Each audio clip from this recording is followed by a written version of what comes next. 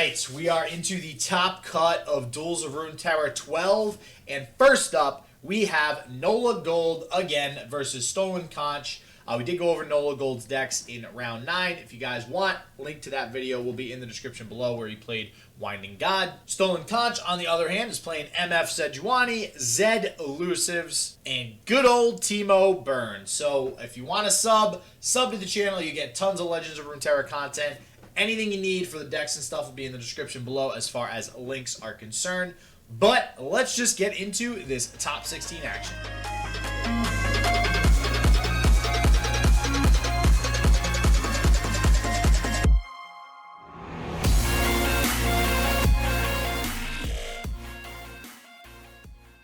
What's your thought on Navori Highwayman? I mean, I think we saw someone else running copies of it in a Bannerman deck, which, you know, is reminiscent of like back when we saw House Spider in Bannerman decks. It's just like another thing that goes a little bit wide. I mean, it's good with Dawn Speakers. It's an okay chump blocker for 2 mana. You do get 2 health units, which is actually going to help stave off a little bit of overwhelm damage better than some other things. And it looks like he's just leaning really hard into the Dawn Speakers. The one thing that confuses me a little bit in this deck is that one of Solitary Monk. We see it a lot in Crimson Elusives and sometimes in Kinko Elusives as sort of a combo card. You know, you get to replay the Omen Hawks, but there's nothing like that in Conch's list, and we actually are going to see him get started off with this deck against Nolagold's Harrowing Darius. Into the game we go, and I'm going to go ahead and update that match score. This is game number 1 of the top 16, Nolagold versus StolenConch. Let's get it. Still no casino, but we'll see if we see that deck somewhere in this match. Fingers crossed. As we mentioned, it doesn't look like anything in Conch's lineup lines up particularly well into this Harrowing Darius, so we should just see this kind of beat this deck out, and then you know, we get to move on to the next one. I think, you know, if Nolagold is going to win this set, we have to see casino eventually. Yeah, well, okay. I mean, that is a good point. If he's going to win, yeah. So I swear, this better not be like the ultimate caster's curse where he just gets screwed now and goes like 0-3 playing Darrowing the entire time. I'll be so disappointed. I mean, he's got a pretty good opener. He's got Disciple, he's got the Demolitionist combo, he's got a couple of Ballista. Like, his curve is beautiful at the moment. I think he even actually just like goes for Ballista on the next turn instead of going for, you know, sort of this damage push through with the Demolitionist. He can kind of get that down a little bit later. Yeah, this is a very aggressive hand, and it's interesting because, like, StolenConch has all these units that aren't going to get blocked, and then Nolagold has all these units that doesn't even care about blockers if they do get blocked. So this might just be a race, at least for the first couple of turns or for the foreseeable future, depending on how many elusive units that Conch can get out here early on. So historically, way back in the day when, you know, we were seeing elusives and fearsome kind of come out as all these aggro decks, elusives were typically favored because you sit here and you race, neither of you trade the board, and then eventually elusives gets that one block turn where you don't, and then they just get to refill and attack you for lethal. You can never block them. They get to choose when they block you. In the Harrowing Darius deck, the blocks from the deck are pretty ineffective, so you don't actually have that turn available where, you know, you throw out a bunch of blockers on your opponent because they're just still going to go over you with the overwhelm damage. There's really not a lot in Conch's deck that has more than 1 or 2 health.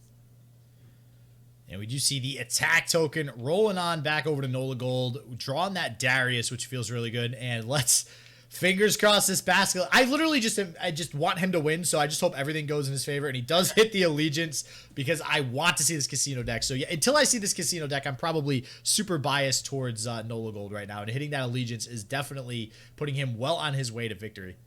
Yeah, and he hasn't even really started to run out the Overwhelm units yet. He went for the Draven instead on turn 3. That's just going to give him a little bit of better trading potential. His turn 5 is even looking beautiful. He can get down the Ballista into the Demolitionist. He doesn't have any spells where he's going to feel you know, sort of remiss about not banking in this spell mana. And I actually did want to ask you about this Might. So you said that this is a card that you had played in the deck that you like, getting that little bit of extra 3 damage.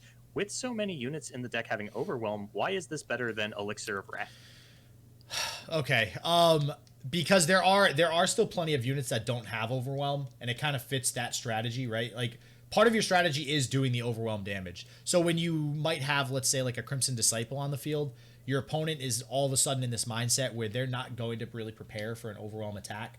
So having that one of just makes it so they, for the entire game, no matter what unit that you have on the field, have to kind of prepare for that little bit of Overwhelm damage. I will say, yes, Elixir of Wrath is very good at 1 mana. It does cost way less than the Might, but I just think having that additional Overwhelm and making it, you know, able to activate any unit possible, even like a level 1 Draven, for example, I just think it makes it so much better than the Elixir of Wrath. And we're actually going to see Spinning Axe come down onto Draven now, discarding an Iron Ballista. That is going to get him halfway to the level up. He's going to get another Axe, and I don't mind the Ballista discard. It's going to be a while before that becomes any kind of relevant. You figure you're playing Ballista Demolitionist on the next turn. Darius is coming out on 6. On 7, you're probably even more inclined to play Darius's Decimate or just replay a Darius. So that Ballista's not going to get value for quite some time. And, accelerating this Draven level up is a real plan. He's not necessarily going to need that second Darius. Could even discard that to the second Axe, and getting Overwhelm onto this Darius could be a big difference maker. Or onto this Draven. Same thing, Darius, Draven, it's all D's. Does it really matter? Wow, and the Kato the Arm, and that's something that I don't typically see, but same exact idea, right? The Kato the Arm provides that additional Overwhelm stat, basically makes it so that no matter what unit you're drawing, you have a very big Overwhelm unit that's going to push additional damage. So I do like this overall build from Nolagold. I would have liked to see a third Harrowing. I do think that part of the strategy is top decking Harrowing. Like, that's not even a joke. like I feel like that is part of the strategy. So I would have liked to see a third one. Yeah, it's actually a little strange. When I think of Nolagold as a player, like Draven and Kato the Arm are actually two of the cards that come to mind for me when I think of him. We saw him back in Duels of Runeterra 7. He got second place with Draven Yetis, which was with the newly buffed Kato the Arm. He had Draven and Kato in there. We saw him a couple tournaments ago running that Lee Sin Draven deck where you just try to, put Overwhelm on the Lee Sin, one-shot your opponent, another deck that just plays Draven and Kato. And I feel like consistently, like, Nolagold is a player that I'm starting to pair more and more with these cards as I see him run these in decks consistently. And maybe that's why we see Kato in this deck. Maybe Nolagold just has found a lot of success with it in the past, really values the card, and wants to bring it out again here. And we'll see what he decides to do here.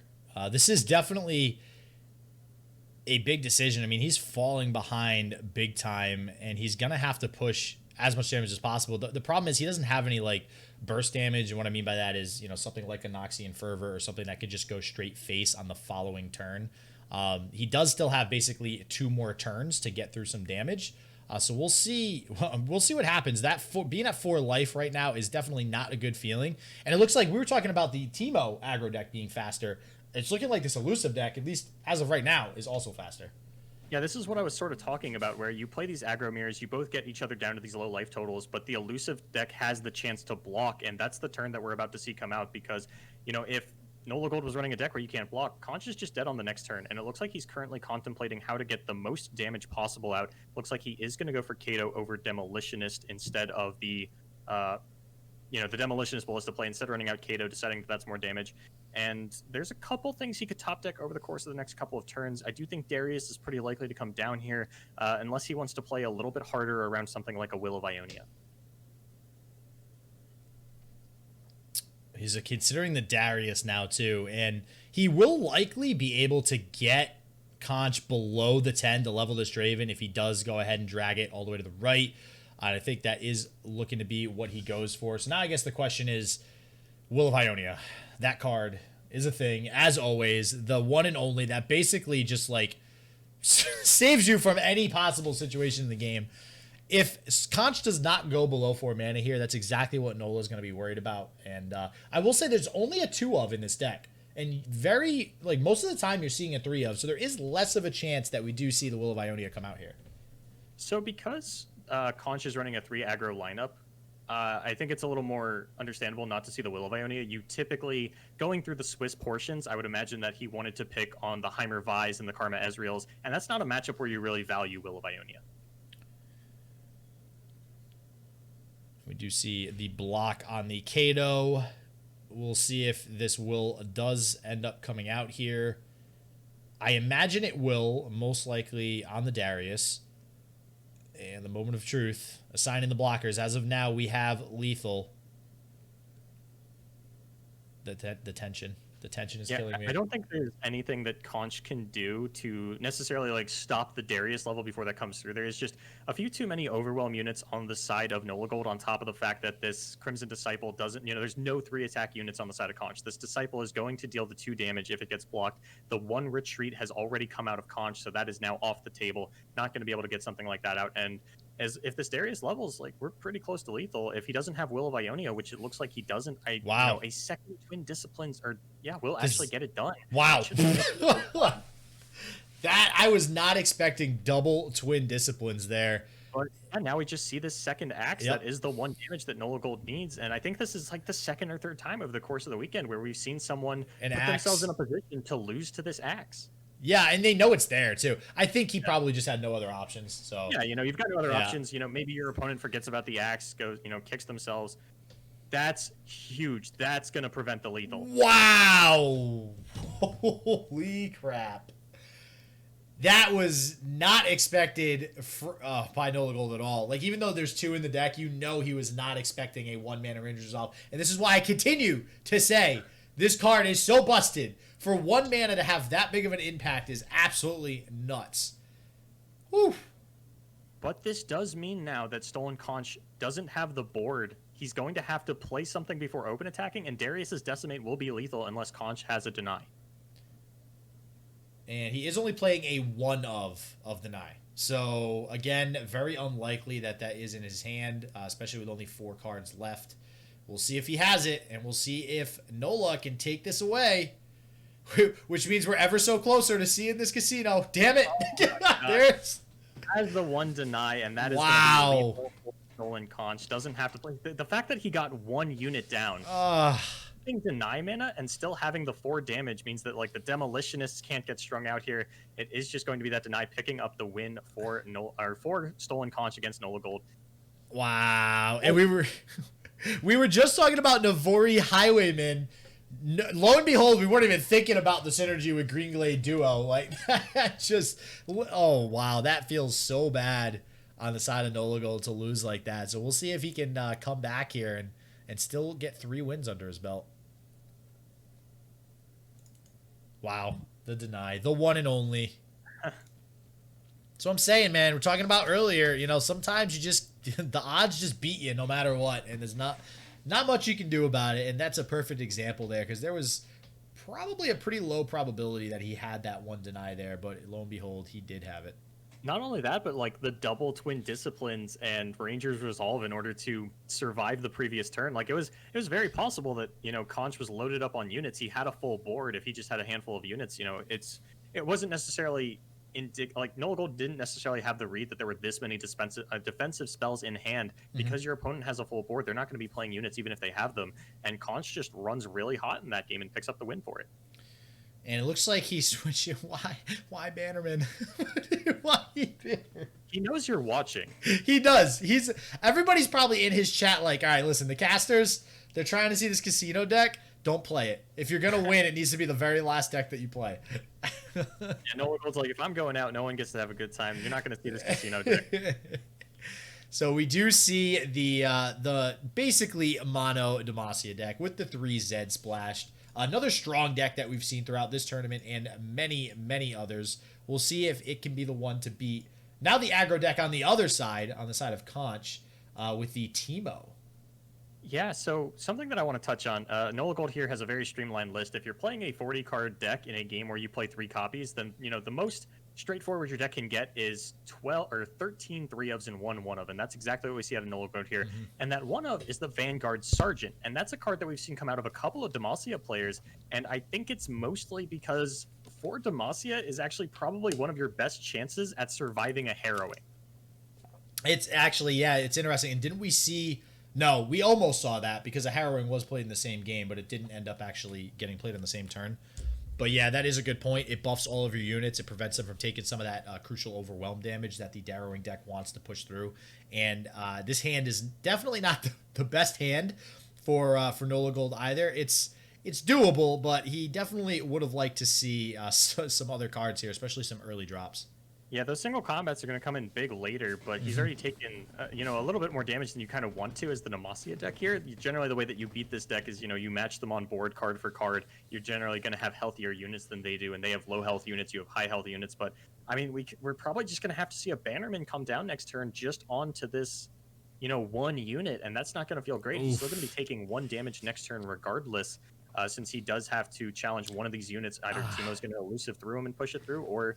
this is going to... Oh, never mind. We're actually just going to kill one of our own units to push 2 damage.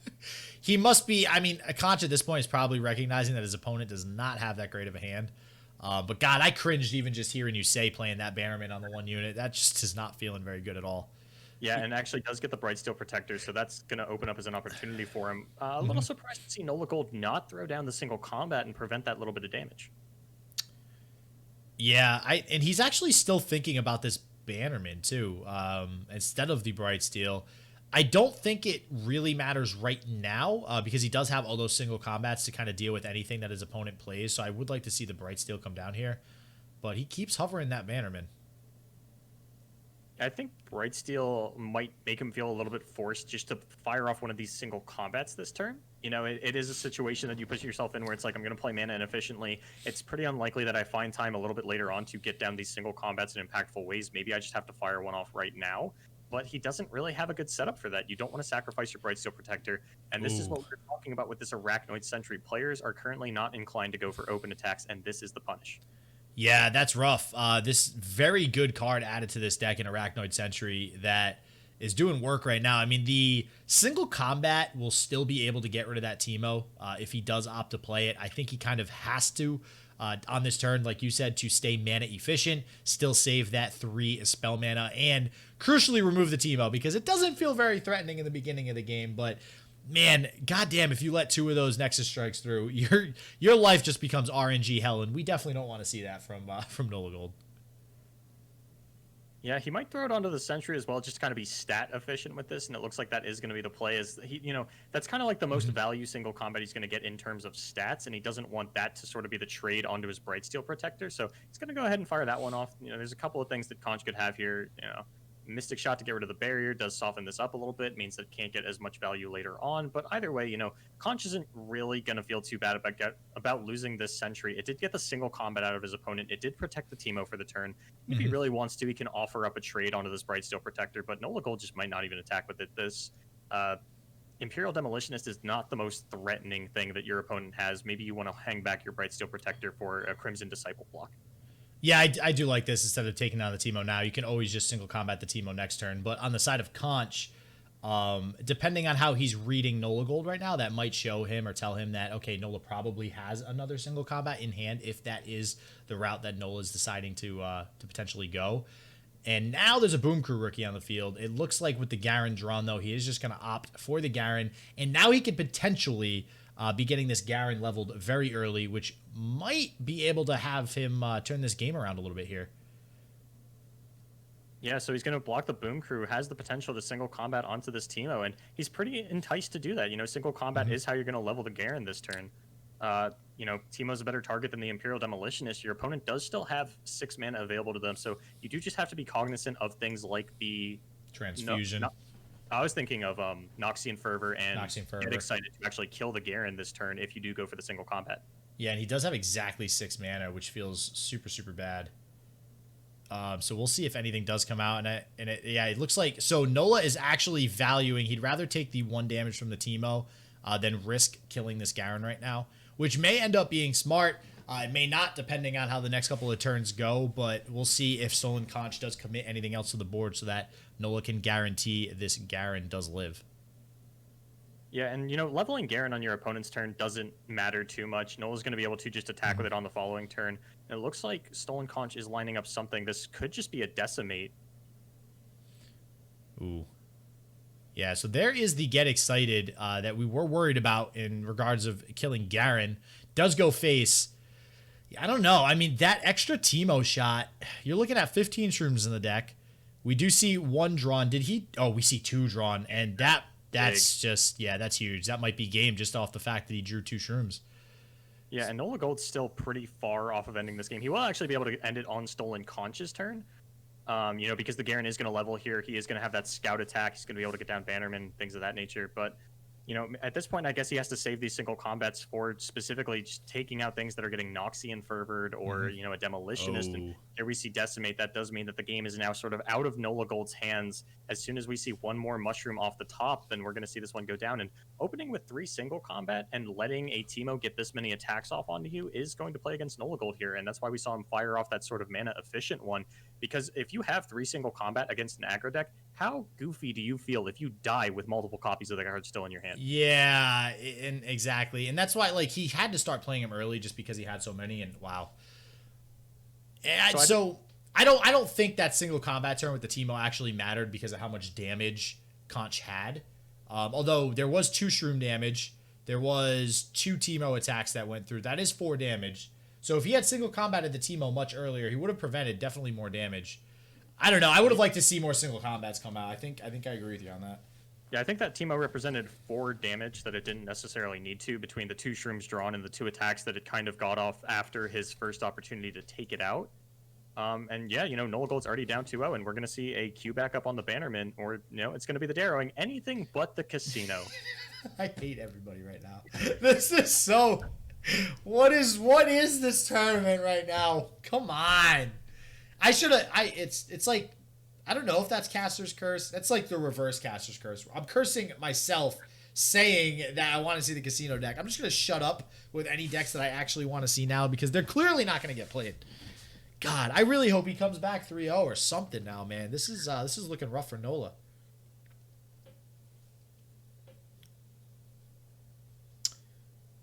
And it looks like we have, the Misfortune Sejuani coming in hot now for Conch. We will see who is able to be the victor in this matchup.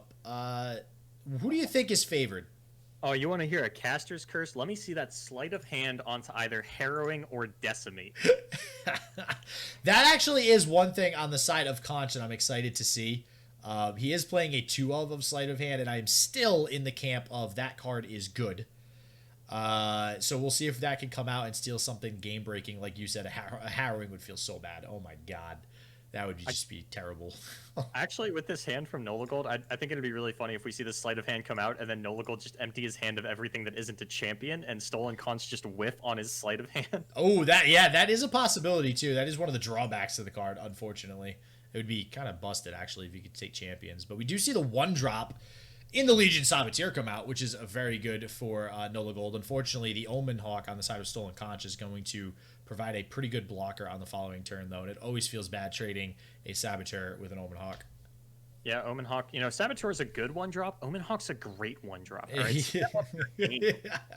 Yeah, you're kind of right about that. It's a staple in Freljord decks for sure, in damn near every Freljord deck that's built. And we do see exactly that this turn with the Omen Hawk blocking the Legion Saboteur and only a minuscule 1 damage getting through to StolenConch. So we're actually going to have to track the sort of implications of this Omen Hawk attack over the course of the game because StolenConch's one answer to the Harrowing is an off-turn Sejuani. So being able to push that 1 damage on the first turn, just kind of accelerates that plan a little bit. Nolagold chooses not to block and gets 1 damage traded back for it. And if we see a Sejuani level on a big turn for Nolagold and that 1 damage that he pushed through in response doesn't end up mattering, we're going to have to kind of cite it back to that turn 1 not block. Yeah, and the vulnerable on the Crimson Disciple depends on what else StolenConch actually has in his hand to possibly pull that on a future turn and prevent it from dealing any other damage. There is 2 transfusion, so it's a pretty good shot that Nola will guaranteed get 4 damage off of this Crimson Disciple at some point. This is kind of the hand that you do like. Oh wow, and he's even opted to do the make it rain and just take the 4 damage, or sorry, the 2 damage. So it looks like he's valuing that plunder effect, or that getting the Sejuani. Yeah, there we go.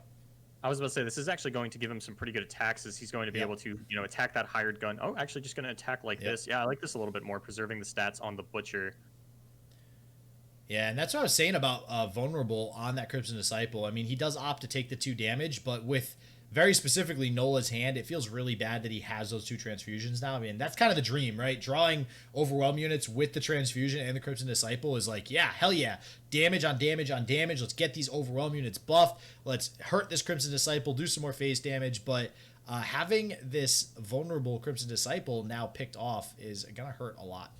So StolenConch had a couple of options here with the attacks. You can either, offer up the block onto my hired gun. If you do that, you lose your guy for free. But I like this attack a little bit more as it preserves the health on the Jagged Butcher and makes it so that Nolagold can't push through any overwhelm damage on the attack next turn, which is why we're going to see him just offer up the trade on this Ballista.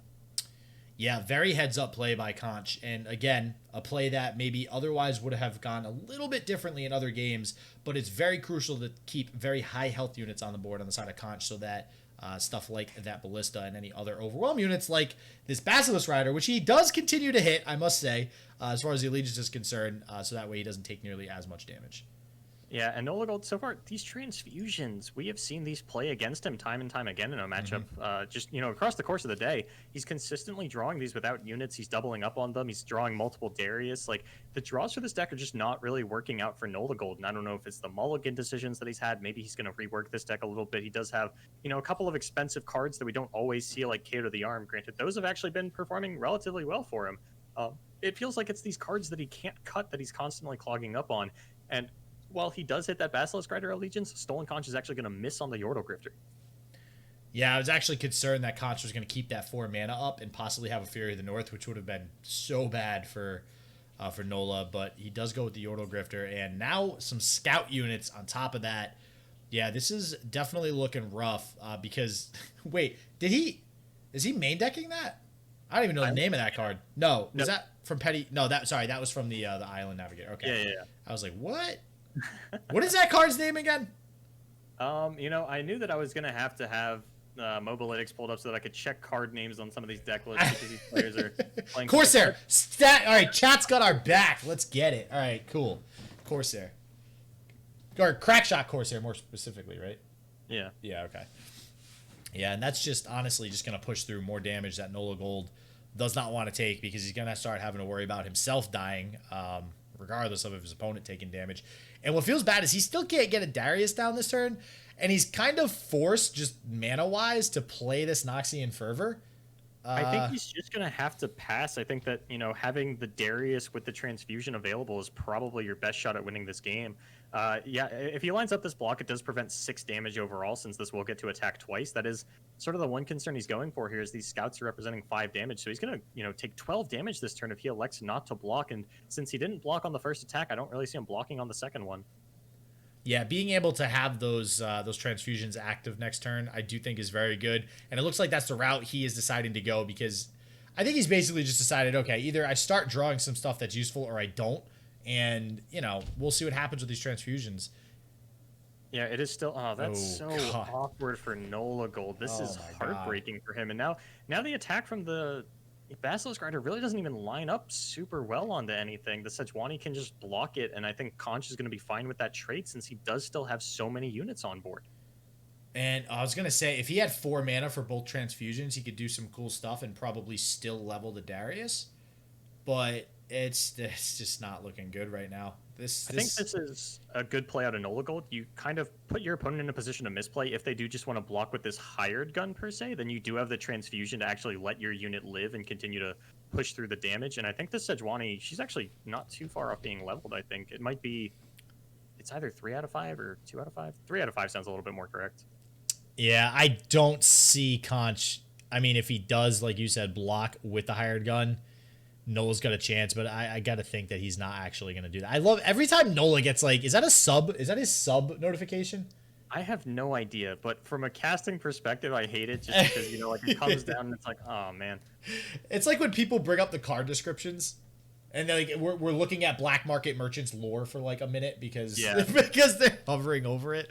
And they do decide, it looks like Conch does decide to block with, He's only choosing between the Island Navigator and the Sejuani, so one way or the other, it doesn't look like that misplay you were talking about is going to occur, and that is going to put Conch in a super good position next turn to actually put this game away.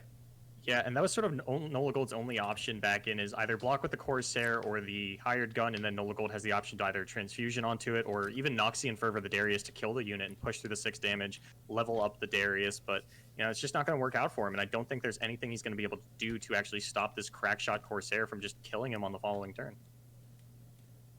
Yep, and the block with the Sejuani actually is locked in, so he just 100% wants to take as least amount of damage as possible.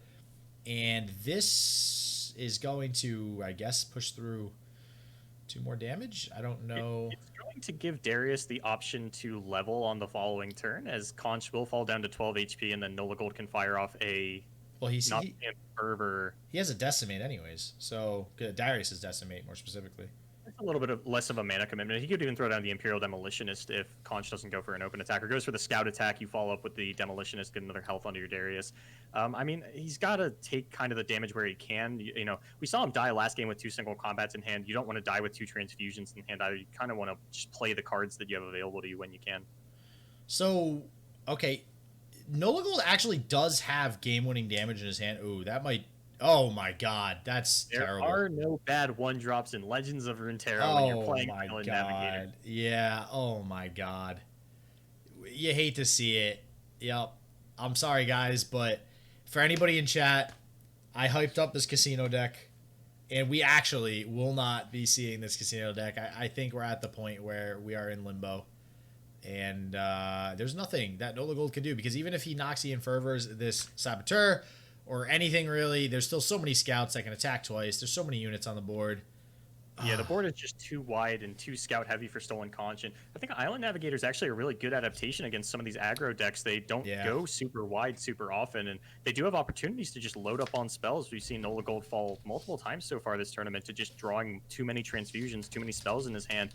You know, he's not seeing the Basilisk Riders, the Iron Ballistas, and it's kind of weird because it doesn't feel like there's that many spells in this deck. There are only 11. Not even that. And the Crackshot Corsair is still just ticking along the entire game. So, like, we're going to see probably two triggers. Oh, no, he's actually blocking the Legion Saboteur. So only one trigger of the Saboteur, but 2 triggers of the Crackshot Corsair most likely.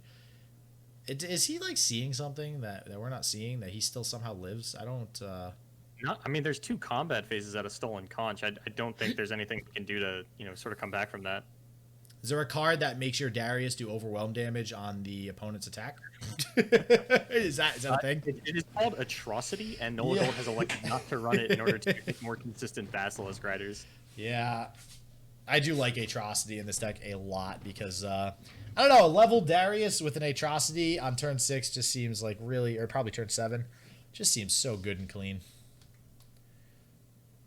I think Nola's at that point where he doesn't want to actually come to terms with the fact that he's probably going to lose this game.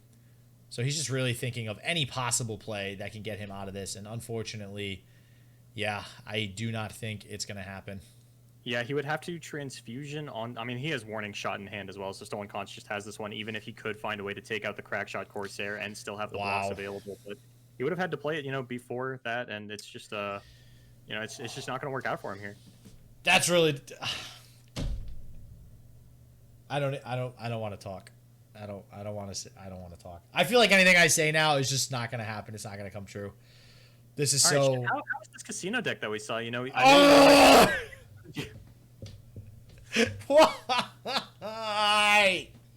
Why? Why do you guys have to do this to me? Gems, where you at? Don't hide. Yeah, he said told you in chat. Don't hide, Gems. I'm coming for you. That's not cool. That's not cool, man. All right, guys, and that'll wrap it up for the top 16 of Duels of Runeterra 12. We have some sweet, sweet top 8 action coming down the pipe in some other videos, so don't forget to check those out when those do get posted up. But as always, everybody stay healthy, stay positive. I hope it just works for you. Peace out.